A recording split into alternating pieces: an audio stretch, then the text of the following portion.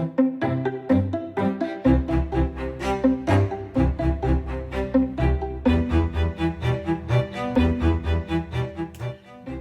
everybody, welcome back to the channel.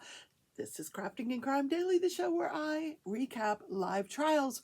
Currently, we are recapping the trial of Lori Vallow Daybell, which you know is not live on YouTube because the judge said no cameras in the courtroom. So what I've been doing is listening to the audio, and I'm going to recap it from listening to the audio.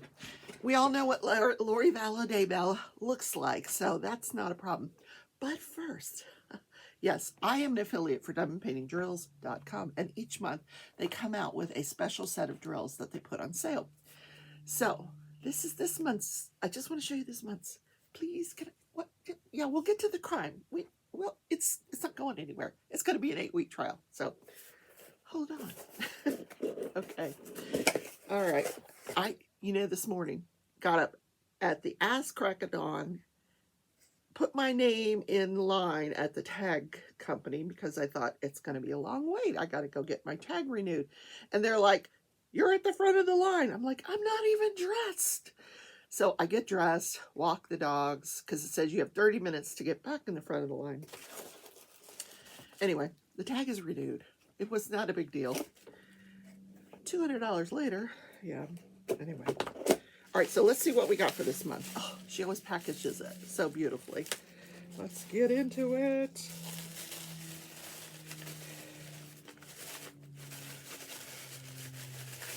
Oh, it's yellow this month. Everything is yellow. Okay, I am loving this. All right. Wow. Ooh, crystal too. So a whole variety of yellow drills. Oh my goodness, just gorgeous. I always get the square.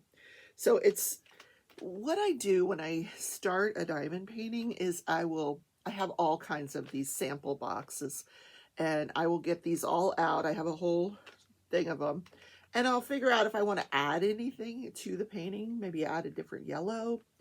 This particular one has no yellow, so we will save this for a later diamond painting, but check them out. The link is down in the description. If you follow that link and you make a purchase, I will make a small commission, but I would really appreciate the support. You can also support the channel by becoming a member or making a one-time donation by hitting that super thanks button. That goes to support the content of the channel. Yes. Okay. You came here for the true crime. Let me show you what else I'm working on. You're like, when is she gonna get to it? I know. So each month I'm doing 1 or 2 Afghans. I've already done April's, so I'm working on a male. I'm making gnomes. So the first gnome is, the first one I did for April was a female. This one is going to be a male gnome. Yeah, you can't tell anything by it yet. So I was doing this in bed because it only required 3 of the spools.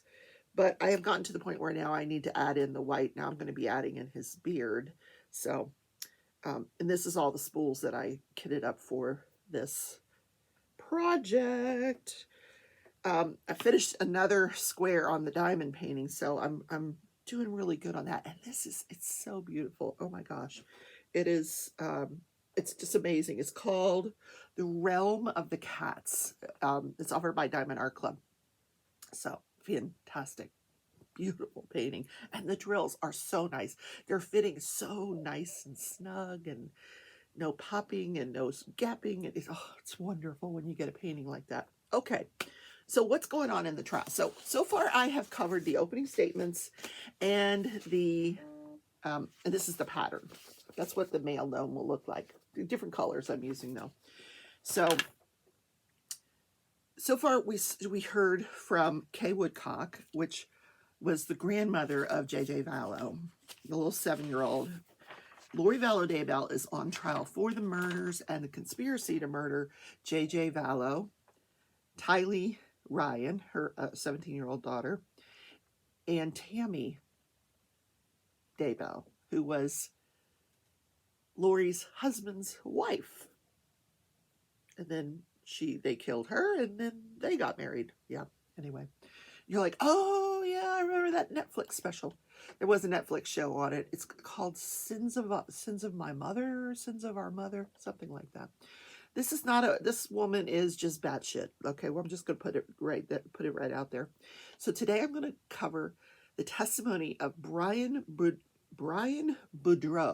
I love that name, Boudreaux. It sounds like he should be from Louisiana, but he's not.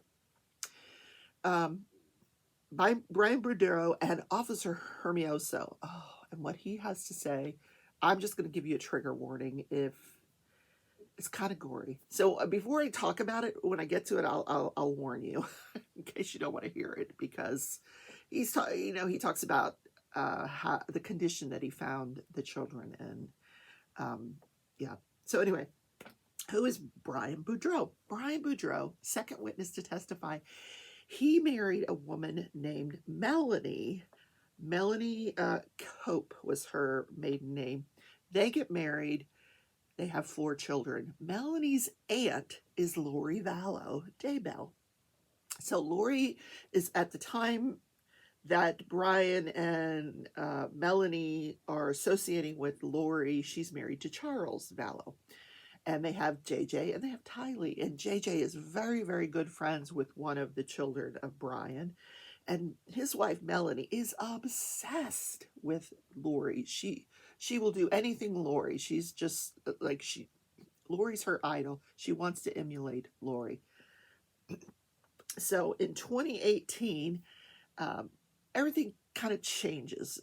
This is a family. They would go vacation together. They'd spend the holidays together. They usually lived near each other. At some points in Brian and Melanie's marriage, they even lived with Lori and Charles.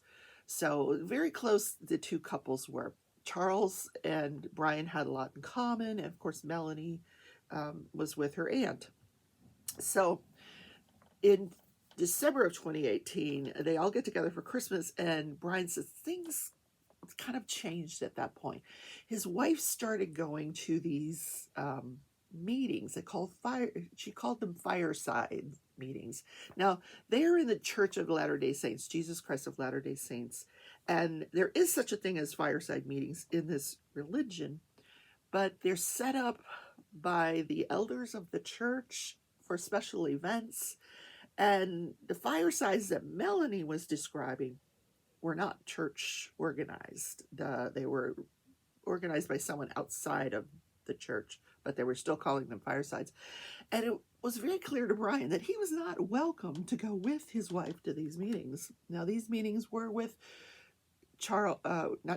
these meetings were with Lori and Chad Daybell, another woman named Melanie, different Melanie, and some other people who would all get together for these meetings where they would talk about their strange beliefs.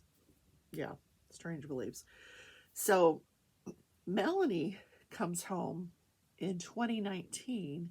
They all go on a trip over to Melanie's parents. They're staying with Melanie's parents at their house, visiting. And Melanie comes home and she tells her husband, I know you're homosexual and I want a divorce. And he's like, what? Where did that come from? And apparently he had already been warned by Charles, because he said in January of 2019, Charles and Lori started having marital issues. And Charles had already warned him, that she's going to come home with these wild accusations. And sure enough, here comes Melanie. You're, accusing your husband of being homosexual. So, and he says, no, I'm not homosexual. And so they began divorce proceedings, because after that, she takes the car, leaves her parents, goes home. He has to fly home with his kids. So now they're living in Arizona. He's sold their main house so they can split the assets. He's set her up in a rental. He's getting himself set up in a rental. And the only person that knew the home that he was renting was Melanie, because, he's got his kids there. So in October 2nd of that year, they're divorced. He's moved into this house. He's only been there a couple of days. He's traveling. He comes home from being out, and he sees a Jeep Wrangler parked in front of his driveway. So as he's pulling up to his home, he sees the window roll down in the Jeep, and someone has a gun with what he thinks is a silencer pointed at him. And next thing you know, his driver's side window is shot out. So he immediately hits the gas. He said he was driving an electric Tesla. Now, my question is, this is so irrelevant, but are Teslas are they all electric? And what the heck is he doing that he owns a Tesla? But anyway, I'm impressed, very impressed. Um, so anyway, he hits the gas and he gets out of there, and he calls 911. And as he's talking to the operator, he sees the Jeep Wrangler again, and he's like, "I'm going to follow it." And he starts to follow it, and she's like, "No, no, that's not a good idea." And he's thinking, "You're right, it's not a good idea." So he never gets the tag number on this vehicle, but he describes the vehicle. He knew the color of the vehicle.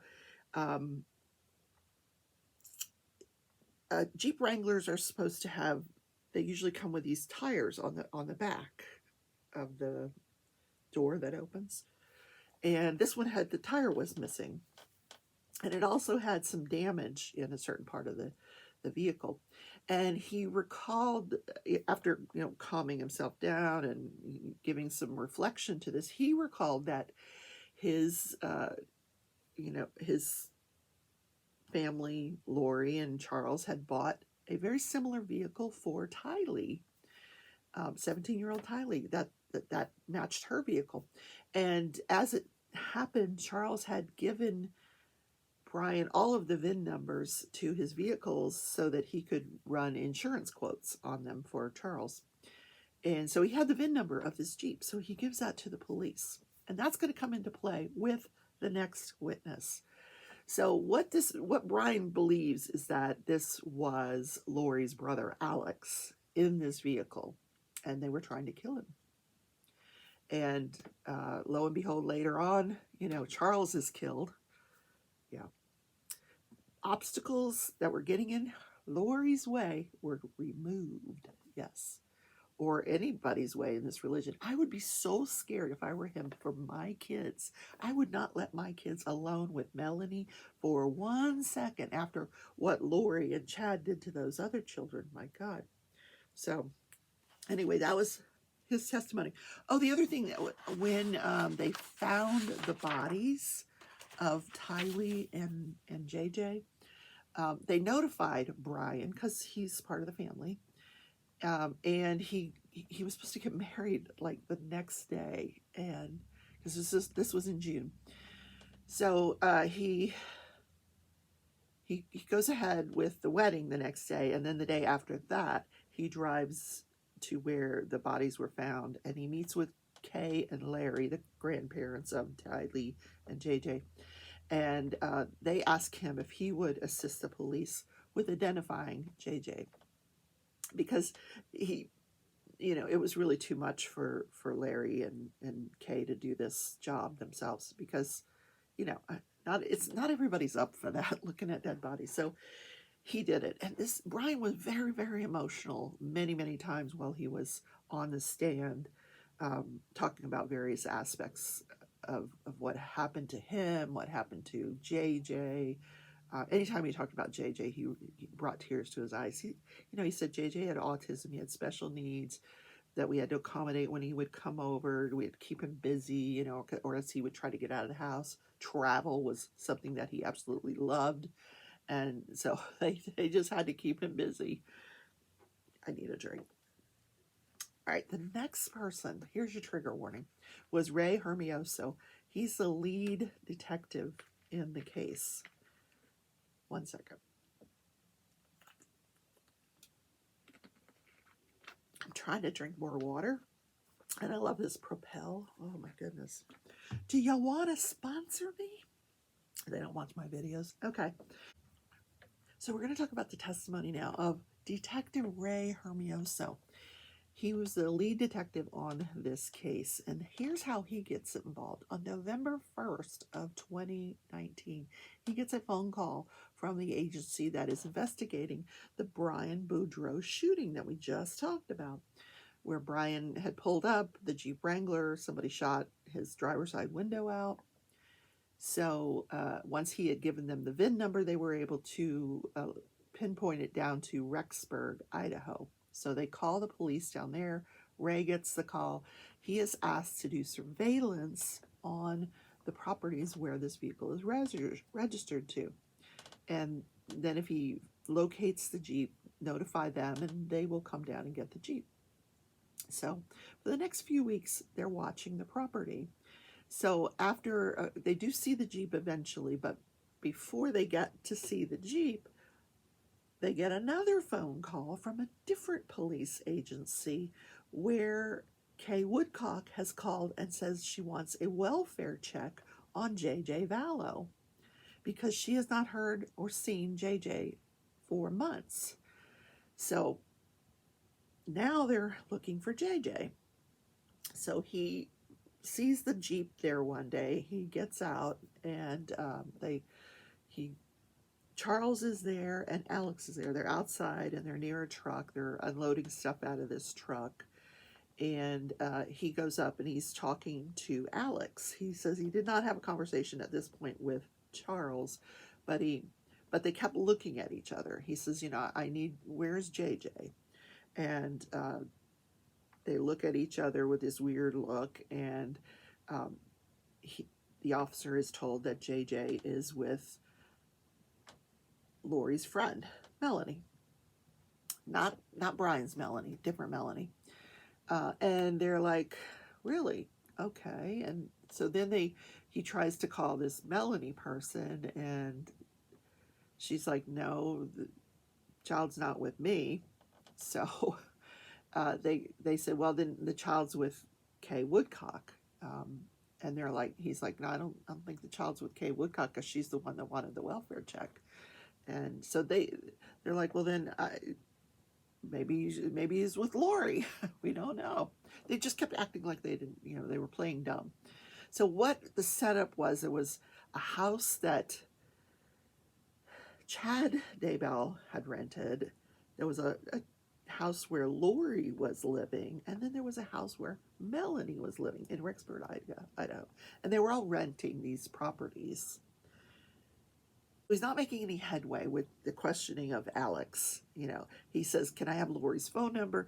And he says, I don't know Lori's phone number. And which, is total bullshit, because he knows that Alex is very close to his sister. How do you not have her phone number? So he thought this was a little odd. So he goes to knock on the door where Melanie lives. There's no answer. He goes to knock on the door where Lori lives. No answer. But they have said Lori's home, but she's not answering. So he goes to the state attorney's office. He drives over there. His intent was to get a search warrant for Lori's home. As he's arriving at the state attorney's office, Lori has called into the state attorney's office and said, JJ's not here. He's with my friend Melanie. They're watching the movie Frozen. And so he's like, okay, but I want to come over and we want to talk to you. So she's like, fine. So before they can get there, they call Melanie, and Melanie says, no, the child is not with me. She called me and she asked me to lie and say that I had him and just to take some pictures of a bunch of children and send them to you. But I'm not comfortable with this. And this is not Melanie, Brian's ex-wife. This is a different Melanie that is friends with Lori Vallow. So Lori, they go back to where Lori is. By the time they get there, they're able to get the search warrant. They search her home, and it looks lived in, except for everything hanging in the closet. Like, there's hangers in the closet, but nothing is hanging. There's no clothes hanging in the closet. It's as if they had just moved in or they were moving out. He said it looked very lived in, except for these clothes not being hung up in the closet, which he thought was really strange. Then when he goes into Melanie's property, it's empty. There's nobody in Melanie's house, and not lived in. Like, there was nobody there. Same thing with Charles's house. I don't know why they had these three houses. So they continue to watch these properties because they're still looking for JJ. And now it's ramping up. Now Kay and Larry are going national. They're like, where's JJ? They're on every talk show, morning show. They're looking for their grandson. And so is this officer. So he has an idea that he wants to search the property of Chad Daybell. So they plan it out. They planned that when they got there to search this property, that they would have the assistance of the FBI, other police agencies to patrol while they were, just in case there was anybody fleeing. So they get to the property. This is late. This is in June of 2020. And they've kind of narrowed their search down to this property. Chad is at the property. They actually have to wake him up. They knock on the door. He's like not awake. They're like, can you get dressed and come talk to us? And so he does. He gets dressed. He comes out. And they're outside talking to him. And he keeps looking over his shoulder at an area. There was a lake there, and there was like what they called a pet cemetery. And he kept looking over his shoulder at this pet cemetery. So they got the idea that maybe there's something going on over there, So they're watching, they're talking to him. He goes over and he's looking. They're searching the area near the pet cemetery, and he notices that one of the areas, the grass is at different levels, and there's some dirt spread around inside the grass that's not as high as the other grass. So he calls for reinforcements. They come out and they start digging. Now they're digging with their hands. They're digging with trowels, because they don't want to disturb too much because they might find a body. So sure enough, they find in the body of JJ. But as soon as they start digging, even before they have found the body, Chad gets into his vehicle and takes off. So of course they go after him, they apprehend him, they place him under arrest. So they proceed to find the body of JJ. And this guy so here's your trigger warning. The finding of these bodies is very graphic, this testimony. He describes how JJ was found. He had on, and he was still recognizable. There was some decomposition, but not a lot, So he had his hands were duct taped in front of him, his wrists, and then his arms were duct taped. He had a bag over his head, so the assumption is he was probably suffocated, and he was placed in another bag. They said it wasn't really a garbage bag, but it was some kind of bag. So they managed to get him out of this shallow grave, put him on a stretcher, and they take him to the morgue. Then they go back to that property, and something alerted them to another area where the soil was moist. It was different than the surrounding area. They start digging there, and they start finding. Now here's the graphic part. Oh my God! If you want to skip ahead like a minute, here's how he describes what they were finding: charred bones, globs of flesh, and he says, I don't know any other way to describe it. So they proceeded to excavate the different bones, and they uncover a bucket. So there was a lot of stuff in the bucket, bones and flesh in this bucket. So as they're working in teams of two, and there's like 6 of them, and they would work for 2 to 3, 4, or 5 minutes, and then they would have to switch out because it smelled so bad. He said as soon as we started digging, we could smell it. It was just obvious there was a body buried there. And then so they, and you can't use a big old shovel. You have to do it very gingerly, and so it took them a day and a half to extract her entire body, or this stuff. So once they had the bucket picked up, and their plan was to pick up this bucket full of this stuff and put it over onto a gurney, and the bucket broke.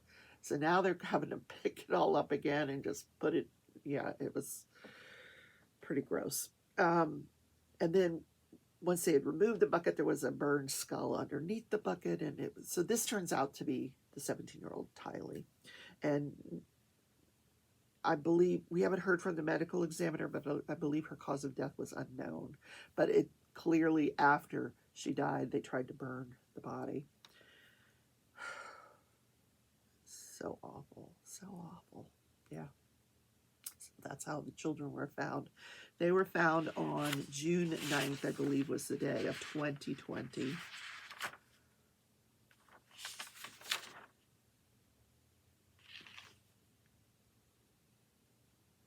June 9th. And so I kind of skipped ahead a part. After the initial contact with Alex and Chad Daybell and their search of the 3 homes, they picked up and moved to Hawaii. Yeah, Chad and Lori moved to Hawaii.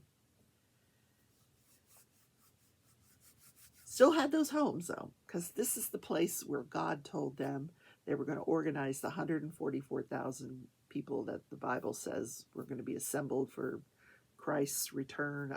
If I'm misquoting this scripture, I am not a biblical scholar, so please forgive me. So that was this guy's testimony. It was so gut-wrenching, and he really, the judge had to give everybody frequent breaks.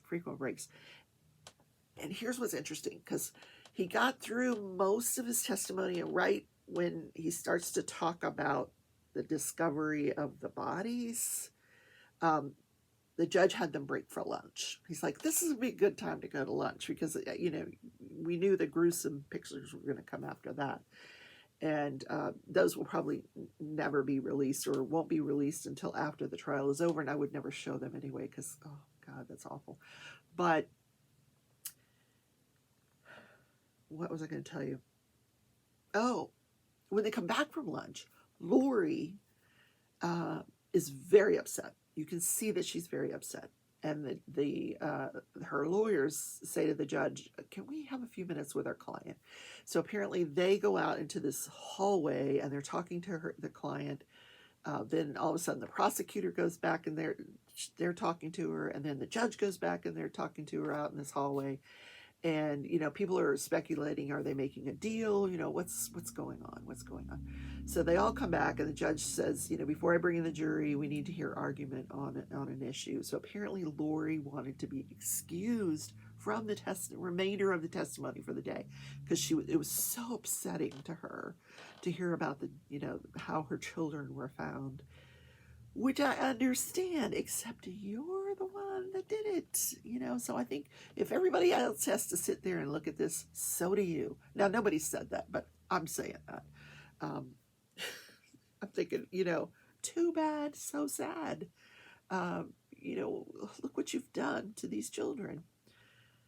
But she was upset. And then, so their attorneys are pointing out, listen, she's got a fragile mental status. We know that. She's on the edge of reason. We know that. But in the end, the judge, he heard argument on both sides. He had his clerks doing case law searches. He said there's no precedent for somebody saying they don't want to be there. But he said, no, I'm ordering you to be here. You have to stay here. So she had to stay there.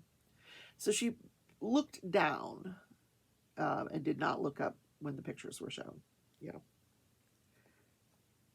Terrible. Just terrible. So